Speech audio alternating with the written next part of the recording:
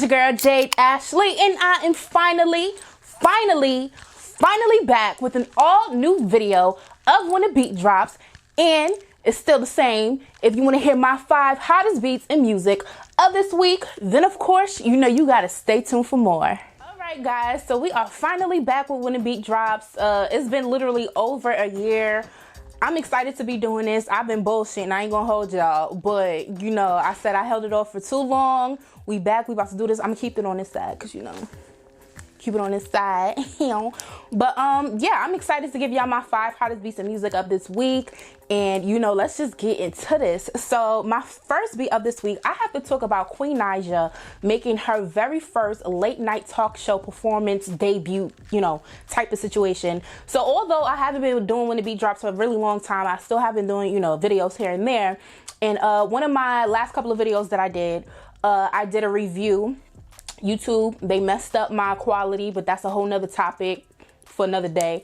But if you guys seen, I did an album review on her debut album, Misunderstood, and I just kind of talked about how I felt like it was a really good album. Like, if you've been following Queen, you've been watching the YouTube videos, everything, you know the American Idol story, you know she's come a long way within her career. So I was really excited for her.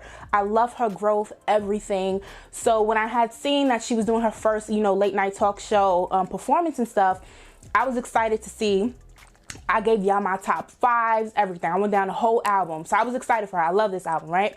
So I gave y'all my top 5, like I mentioned. So she did 2/3 of my top 5. She did Say What You Say. And then she did A Lot of Me featuring Lil Durk. Like, she did like a nice compilation.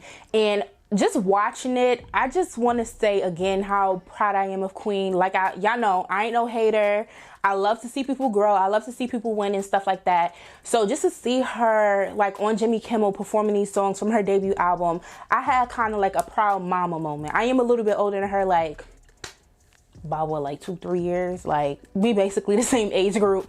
But you just had like a proud mama moment just watching her on Jimmy Kimmel, because first and foremost, Queen could sing, but Queen, her stage presence wasn't always there. She was shy. She used to admit it when she used to do like the vlogs and stuff. Remember when she did like that first little tour, which was like the Birth of Queen Naija tour?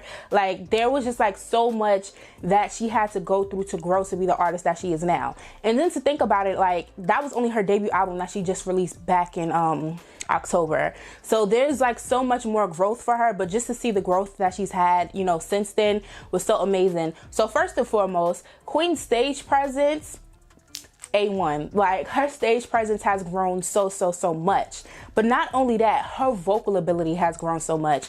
If you like heard the album and stuff like that, and you listen to like the intro and whatnot, she kind of has like the little sayings and like the little negative talks and stuff that, you know, she hears people say about her throughout social media and all of this other stuff. And I think like one of them was like, she can't even sing like that, she a one-hit wonder, whatever the case may be. But honey, her vocals has grown so much. Like, her vocal ability has grown so much. So like I said, Say What You Say, or say, what was it? Say what you mean and mean what you say.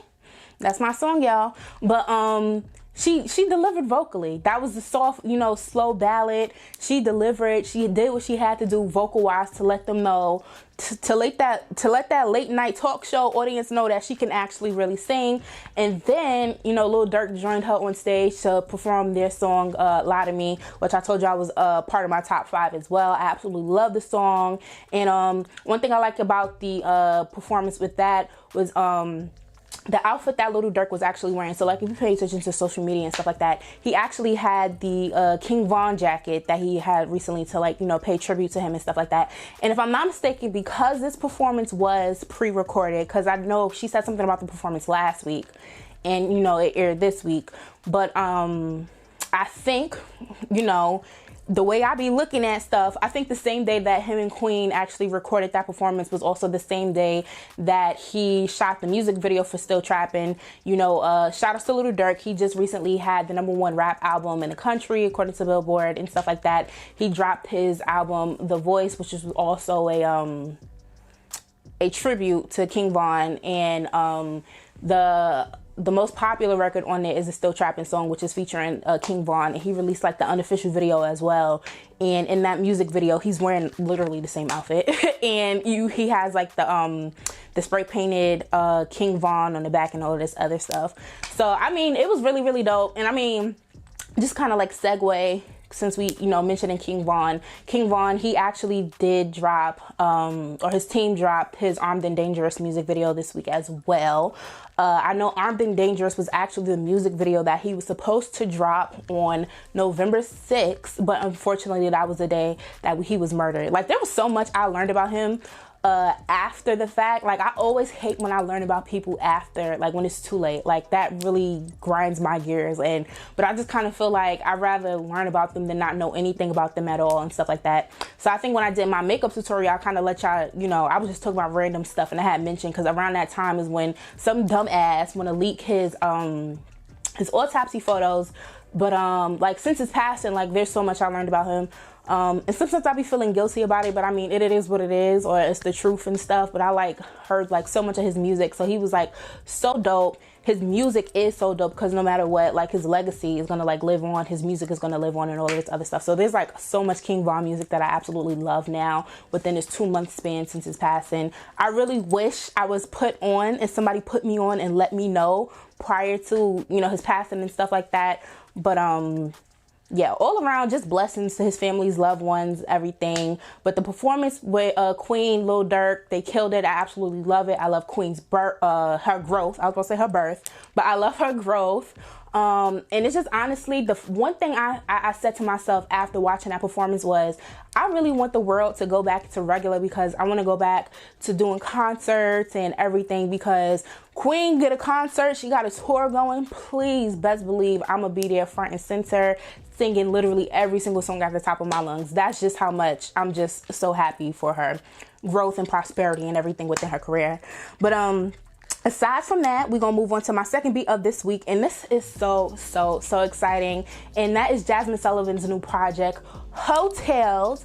So actually the project dropped last week, but me intentionally, I like to have kind of like a week to kind of just kind of like engulf and circumference and, you know, just soak in, you know, new music and stuff like that. So I definitely felt like I could not come back and not talk about this whole project. It's been a really long time since she's actually dropped the project. So her last full-length project was actually Reality Show, and I was actually doing When a Beat Drops back then. So and I talked about that album when she dropped it, but what is that, like 6 years ago at this point that she dropped Reality Show?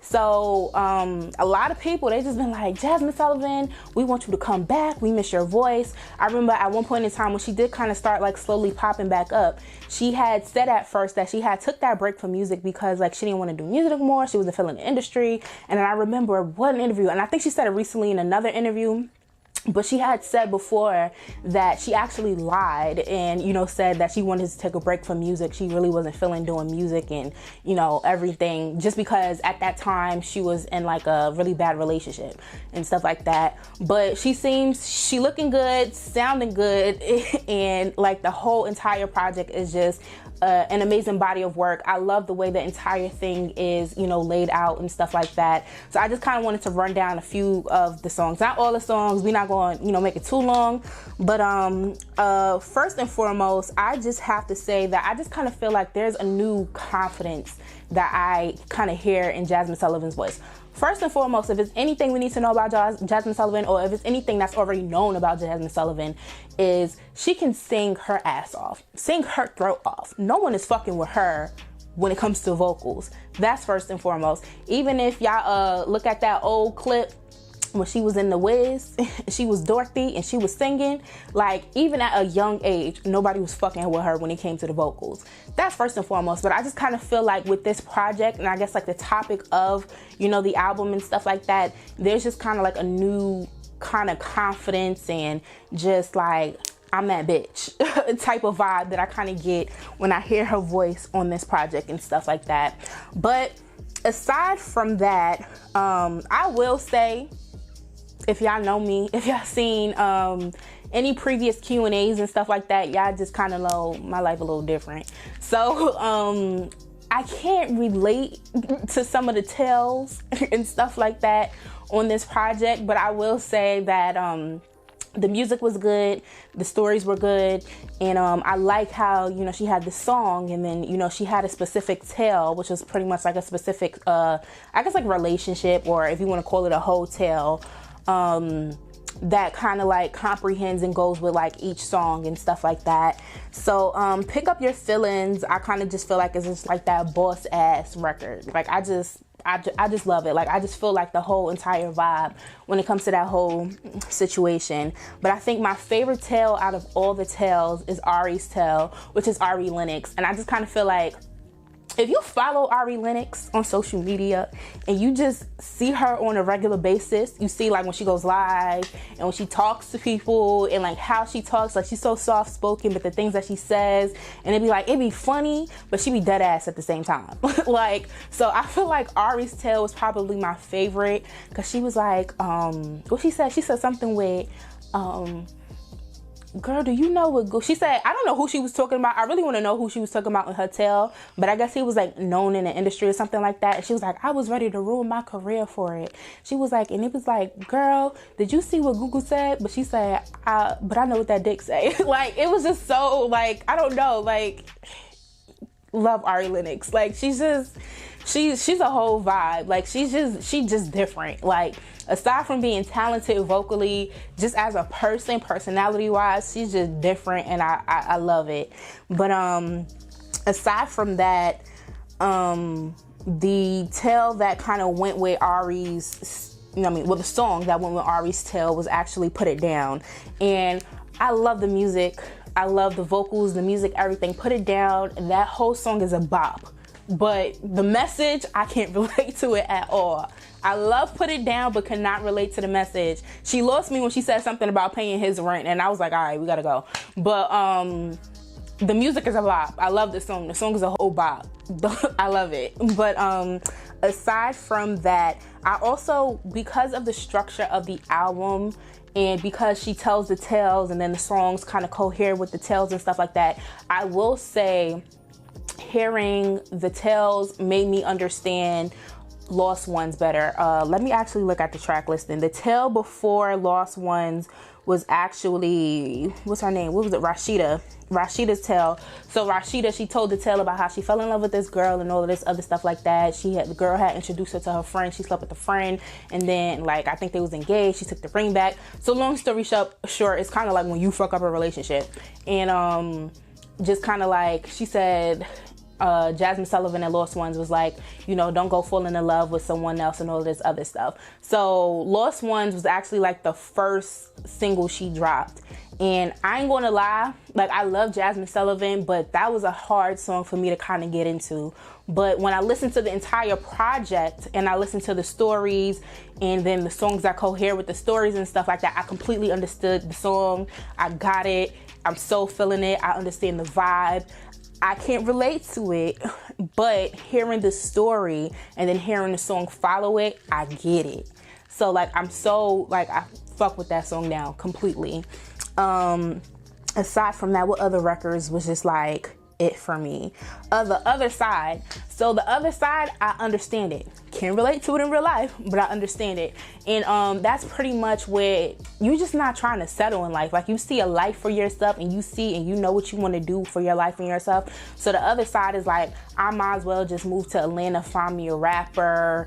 She said something about have some kids, but have the kids through a surrogate because you're not trying to mess up your body. It's just kind of like, I feel like the life that we kind of see like certain people live, like through social media in Hollywood and stuff like that. So you be like, I'm trying to get to the other side. I'm trying to live that life. I'm trying to live that good life on the other side. Like, I get it. Like, I be feeling like that sometimes. I don't know about a rapper, but try to get somebody with a check. I'm just saying, trying to get somebody with a check. I get it. I completely understand, and I completely get it. But other than that, I feel like the only song that I probably definitely related to in my real life is Girl Like Me, which is featuring H.E.R.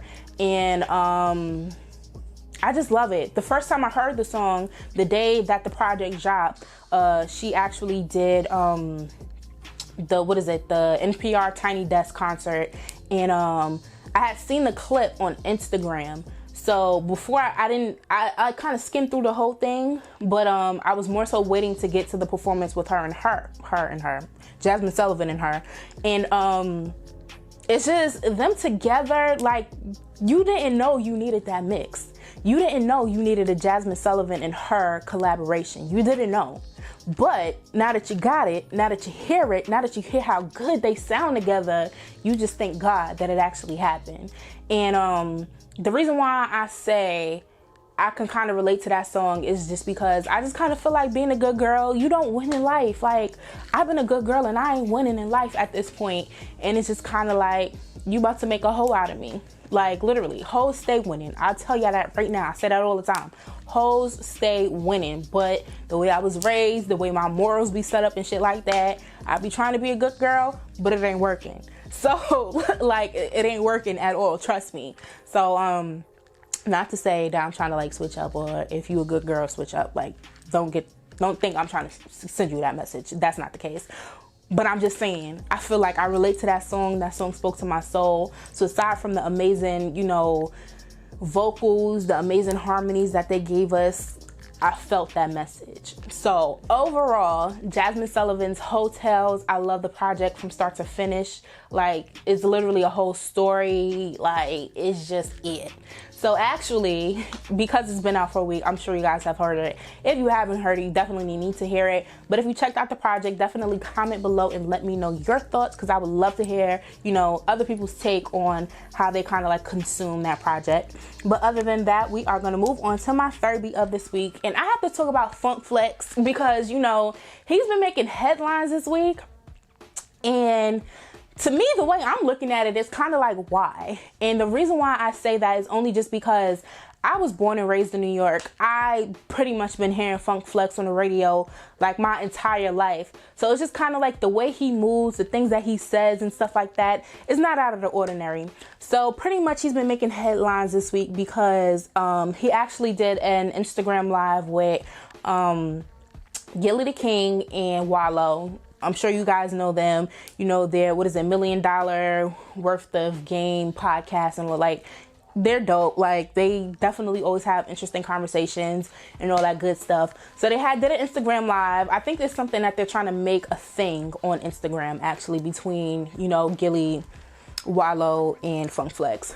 But the things that they were kind of talking about, it just kind of like started making like headlines. So one of the things that they talked about, excuse me, I don't know if y'all heard that because I got the mic on, but one of the things they talked about, or one of the things that Flex started kind of like catching attention for, is he said, first and foremost, he released his top 50 alive rappers list or whatever. I was going to read that, but I ain't going to read it.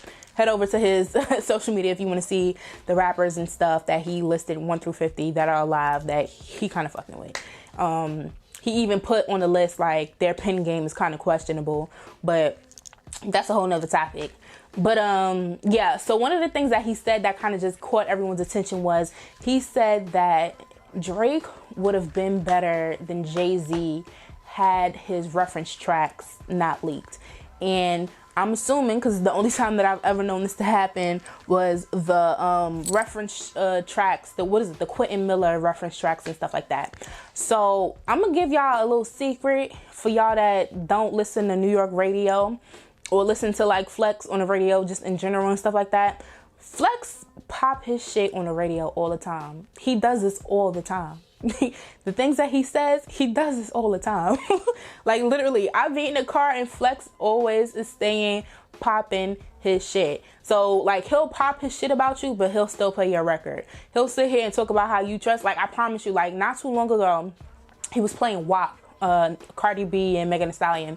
And when Cardi says the line, what is it, macaroni in the pot, it's a WAP, whatever, the macaroni in the pot line and stuff like that. So, like, he, aside from dropping bombs, he'll stop the record, say his little commentary and play it back. So I remember, you know, he was playing WAP, he was popping his shit about Cardi, and then he played Megan's record after that. He was like, all right, let's turn that off. He was like, let me put on some real rappers, this and that. And I remember after the Quentin Miller whole situation with Drake and everything, he would still pop his shit about Drake and talk his shit about Drake and still play Drake records. Like, that's just how he operates and stuff like that. And then as far as like the whole Jay-Z situation, because I think he said something else about Jay-Z, where he said something about Jay-Z's not on social media because he's something with that.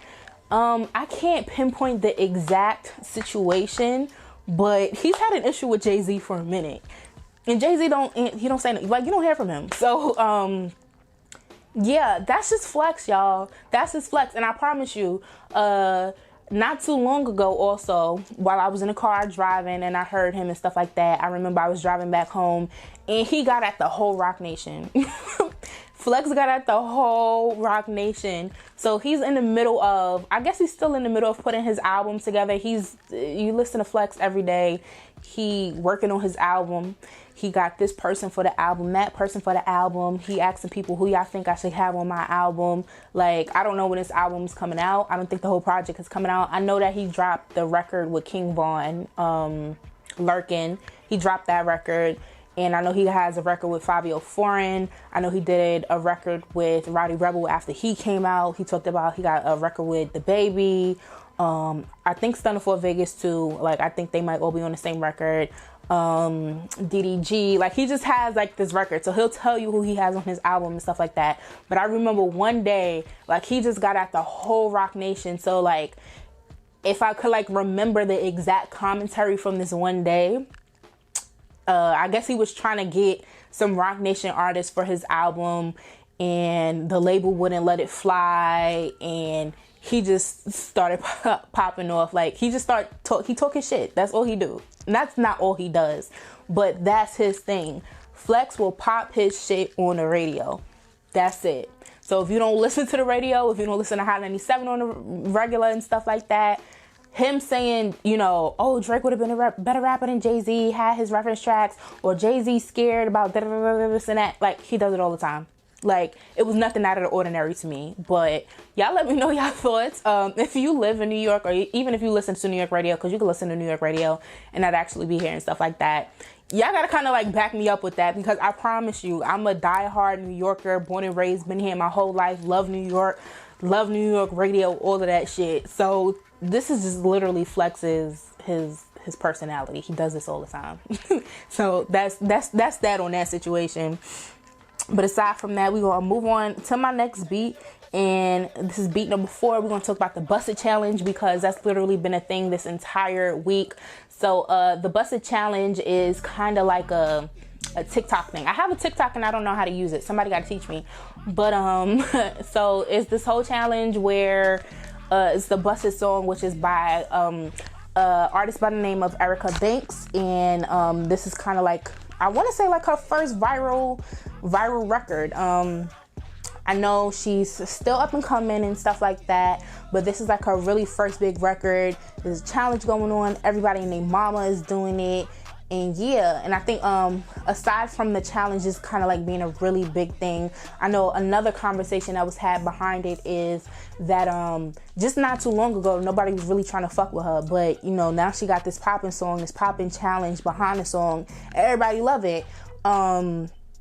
And if you're not familiar with Erica Banks, she is signed to Carl Crawford's label 1501, his independent label 1501, and actually she just signed like a major deal with Warner or something. And I think her introduction to the world, and I kind of feel like this was kind of like a strategic type of thing just to get her name out there. It kind of came out of the whim of Megan Thee Stallion's issues with Carl Crawford in like 1501 and stuff like that. So taking them back to 2020, because you know I skipped the whole 2020 and ain't do this, but you know, there was a certain point in time where Megan Thee Stallion, I don't know if I said her whole name, but Megan Thee Stallion, she opened up about having label issues where she just wanted to kind of like renegotiate her contract. She wasn't trying to be released from the label. She just wanted to renegotiate her contract. I guess there were some things that kind of she signed in the past wasn't kind of working how her career was going and all of this other stuff. And a lot of the issues started to kind of also surface when she got Roc Nation management. I think what was one confusion at that time was a lot of people thought she signed to Roc Nation as an artist. She only has Roc Nation management. She's not an artist on Roc Nation's roster, but they manage her, like management wise. But she signed to 1501 and 300. So I know she just wanted to kind of like renegotiate some things in her contract, and it just became this whole big thing where Roc Nation's trying to do this and da-da-da-da. Like, it was just like this whole big thing, lawsuits, and you know, and this was at the top of 2020 actually, because I remember I think it was like in March or some shit like that, she actually did an interview at the Breakfast Club, and she briefly kind of like talked about it and stuff, and it was kind of like active and everything. But needless to say, right after like that whole debacle started going on and stuff like that, you know, Carl started pushing forward another artist, which is Erica Banks. Social media hypes up and starts a lot of shit. So because he was going through those issues with Megan, and he started pushing this new artist, and I kind of feel like, strategically speaking, Carl, he knew what he was doing. This is his version of artist development and stuff like that. They started making comparisons. He was like, oh, so since he ain't got Megan no more, he tried to get himself a new Megan. Pretty much, that was kind of like the concept that people was kind of getting behind.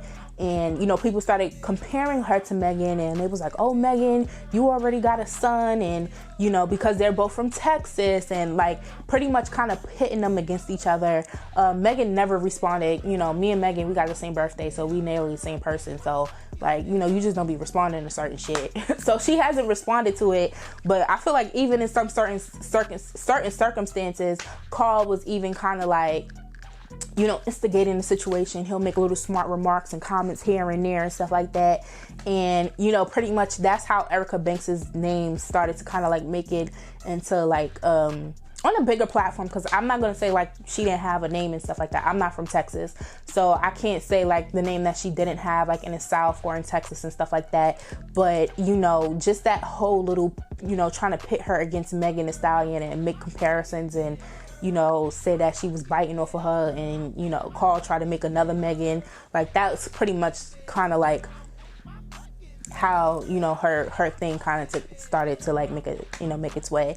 And you know, now the Busted Challenge is like one of the hottest challenges at the moment. You know, that's kind of helping her streaming as far as like the record goes.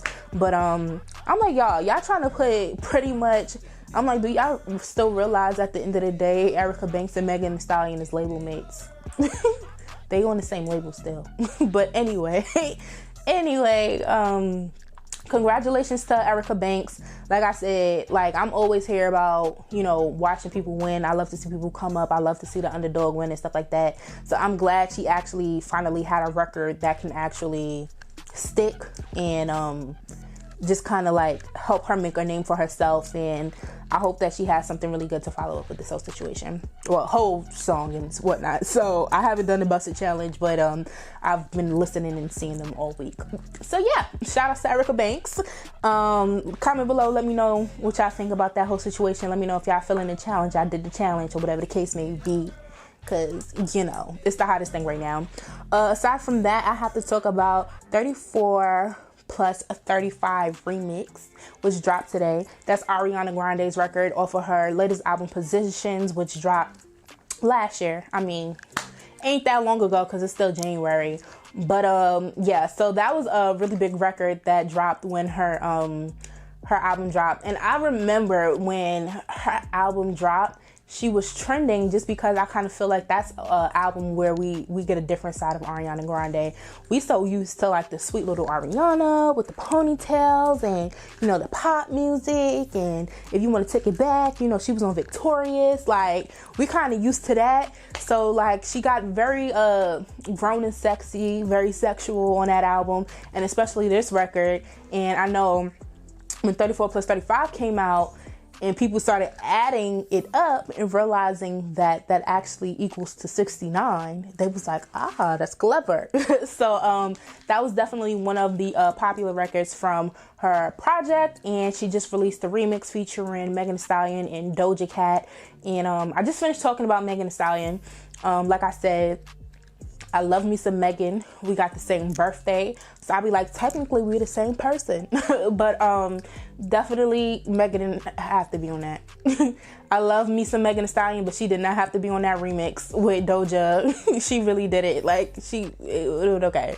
Like, I know prior to Ariana announcing officially who was going to be on the remix, a lot of people started kind of like speculating and guessing and stuff like that. And I saw a lot of people saying that they thought that Nicki Minaj and Doja, they thought right with Doja, but they thought it was going to be Nicki Minaj and Doja Cat on the remix, but it was Megan Thee Stallion and Doja Cat on the remix of 34 plus 35, and we didn't need Megan on it. I don't know if Megan could do pop records. I don't know what it is, but I just kind of feel like she wasn't the perfect fit. Doja Cat, on the other hand, Doja Cat, she freaked it. I like her little verse. I like her little line where she said, I want the 6ix9ine without the Tekashi. That's what she said, right? Yeah, I want the 6ix9ine without the Tekashi. I was like, okay. I hear you, sis. I'm with it. But yeah, comment below. Let me know your thoughts. If you messing with the remix, if you like it, and all of that other stuff. But other than that, those are my 5 hot beats of this week. Okay guys, so I want to thank you for coming back, tuning in. The first When a Beat Drops video of 2021. Now y'all know the deal. I cannot end this video without giving y'all my song of the week. And one song that I've literally been bumping this entire week is Sweetie featuring Doja Cat with Best Friend. The song is popping, first and foremost. The video is popping, and I absolutely love it. It's a whole entire vibe. I'm definitely here for it. If you haven't checked it out, definitely check it out. Once again, thank you for tuning in, and I'm gonna check y'all next time. So bye, cause I'm ready. Like, it's been over a year, so what's up? Like, what's good? Like, all right, let me stop playing. Oh, it's really been over a year since I did this shit, but we back, and we back. All right, for real. Let me just make sure, I gotta come correct for this, so let's get it. Hey guys, thanks so much for tuning in. Don't forget to share and subscribe, and I'll see you all next time.